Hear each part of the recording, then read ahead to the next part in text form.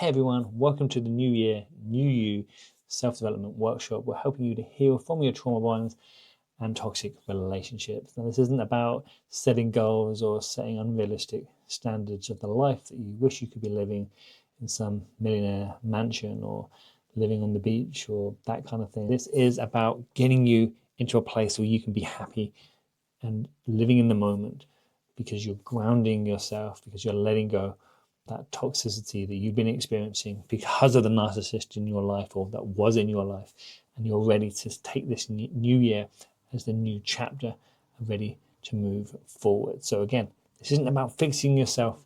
This is about letting yourself free from being stuck in survival mode.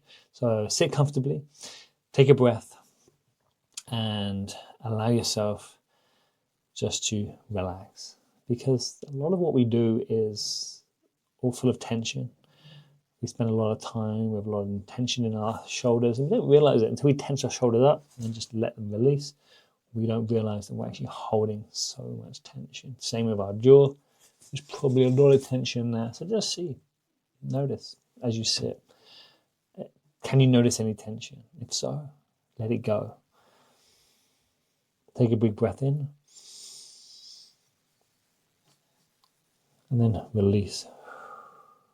And as you release, I want you to release for twice as long as you breathed in. So really just letting it all out. I want you to imagine as you do that, a big ball of everything that you've been holding in your stomach. And as you do, just allow that feeling just to be released. Because trauma bond, because toxic relationships, they hold us full of fear, full of intensity, full of inconsistency, full of pain, full of heartache. And we hold all that and we keep it in. And I think it's important that we learn to let it go. And just because you miss someone doesn't mean that you want them back. It just means that you're not feeling comfortable because you don't know what's going to happen next. You don't know if they're going to come through the door. You don't know if they're going to text you. Your system is still hypervigilant. Your system is still on alert. Your system is still unregulated. And it's looking around, it's scanning for threats. So you're constantly in this feeling of survival mode. So I want you to check with yourself right now. I want you to check in with yourself as you kind of, again, take another breath and ask yourself, and feel free to pause it here or after this question, get a pen and paper so you can write these questions down so you have some more time to do them. I'm going to go through them quite quickly. Where do I feel most disconnected with myself right now? What emotions are keeping me in the loop of survival?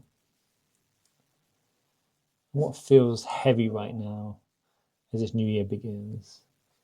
So just answer those questions now. What feels heavy right now as the new year begins? What emotions are keeping me feeling in this loop of survival? Where do I feel most disconnected from myself right now? The next thing we want to do is we want to start looking at letting go of self-blame, because trauma bonds, they are conditioned survival responses. You didn't choose to be in the trauma bond. You didn't choose to stay with this person. Although someone who's uneducated will say, why haven't you left by now? Why didn't you leave earlier? Why didn't you say something? It's not that simple. And anyone who's been through a trauma bond 100% knows. So I want you to ask yourself now, write down these questions. What do I blame myself for that actually wasn't my responsibility? Answer that question.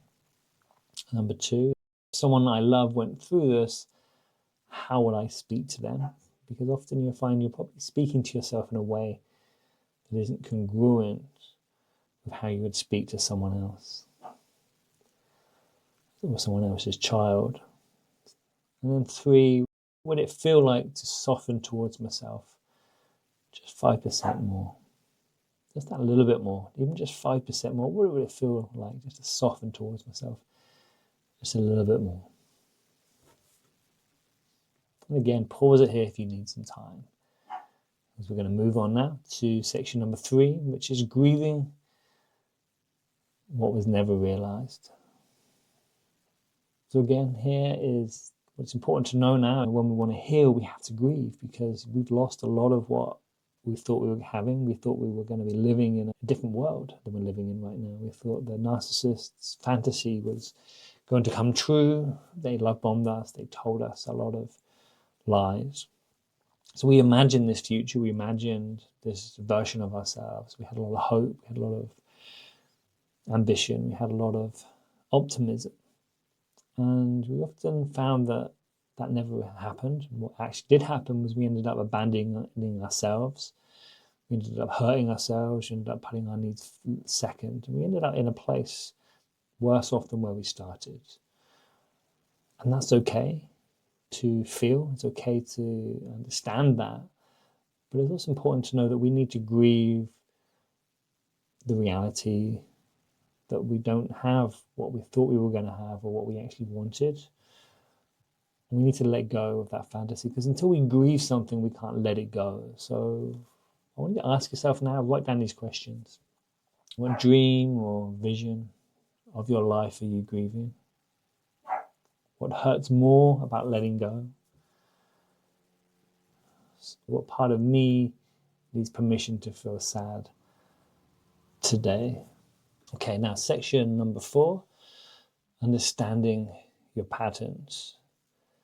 Trauma bonds, they often feel familiar. They often feel something that we're used to. We're often repeating patterns over and over again.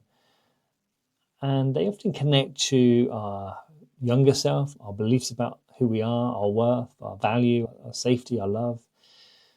And we connect to these senses of the past, and unconsciously not knowing that we're just repeating patterns over and over again. And until we learn what the patterns are, we can't break out of these patterns. So I want you to ask yourself now, what felt familiar in this relationship?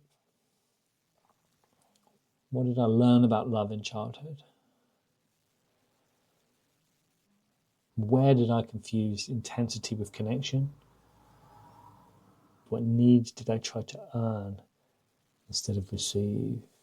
And remember, this isn't about judging. This isn't about blaming yourself or others. This is about understanding. Because with understanding, we can make change. Number 5 is all about feeling rather than fixing. I know I'm a massive fixer. I'm always trying to fix everything. My wife tells me off for doing that. But what's really important is that we stop analyzing too much and we allow ourselves to actually feel the feelings, because we probably shut off, we probably shut down, especially if we've been emotionally abused as a child. We've learned that feelings aren't safe, or feelings aren't wanted or aren't needed. We've actually found that one of the best coping strategies is to disassociate, is to shut down our feelings. And it makes sense. Why would we want to feel a negative feeling? We don't. We want to feel happy feelings. But I think to live, we have to admit that suffering is part of living, and ups and downs of life are important. And if we shut down all feelings, we don't get to enjoy joy. And also when we shove down the feelings into our depths of ourselves, we then become depressed, we become anxious, we become stressed. And they all eat away at us. They all kind of make us feel very sad and low and hopeless. And that eats away at us and leaves us feeling unhealthy. So here are the questions to answer right now. What emotion have I been avoiding? What does my body need when this feeling arises? And can I allow this feeling without trying to solve it? Answer those questions now. Pause it again if you need to. Number 6 is about re-anchoring that feeling of safety. Just allowing yourself to feel safe. Now, it might be that you haven't been calm ever. You're always busy. You're always keeping occupied. Or maybe you're constantly hiding from the world. You're constantly freezing. But you're not allowing any feelings to come through. And one of the feelings that we need to start to feel is boredom, calmness, contentment. So allow yourself to feel calm, allow yourself to feel bored, allow yourself to feel content. Can be a very strange feeling. So here's the reflection questions for you right now. What helps me feel even slightly safer? Who or what supports my nervous system? And what would choosing myself look like this month? Finally, I want you to complete this sentence. This year, I choose to. And examples of this could be: I choose peace over chaos. I choose to love myself. I choose safety over chemistry. I choose myself over survival. And remember, guys, healing isn't a straight line, but every time you return to yourself and start to do this work on yourself, you're going to allow yourself to loosen those trauma bonds. So do that work. If you struggle, or if you find this useful, or you want more of this, or if you've got any questions, I'm happy to answer them. So guys, I hope you enjoyed this mini workshop. Please comment one word below on what you're taking into the new year. And guys, don't forget to subscribe for even deeper healing content. And if you're interested in joining one of our future workshops, or you're looking for one-on-one support, please get in contact.